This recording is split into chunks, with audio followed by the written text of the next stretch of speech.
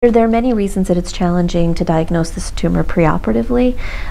One is that in contrast to endometrial carcinoma, which starts in the lining of the uterus, leiomyosarcoma starts in the wall of the uterus, so that even although sometimes when endometrial biopsies are performed, sometimes you can make the diagnosis, but it's just not a completely reliable strategy because the tumor's in the wall, it's not in the lining, it's outside of where the biopsy reaches.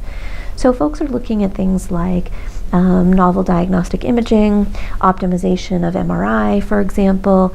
Some people have looked at various blood tests to see if a combination of MRI plus blood tests might be able to help.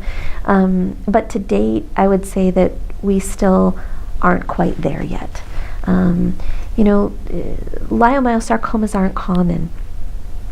And based on what study you look at, it's estimated that for women that that go to hysterectomy for symptomatic fibroids, that the risk of a leiomyosarcoma being identified is anywhere between 1 in 300 and 1 in 500. And some people might perceive that as sort of a needle in a haystack, but for the women who have leiomyosarcoma, that's a needle that we're obligated to try to find because it clearly impacts how they're treated and how we think about caring them, what their prognosis is.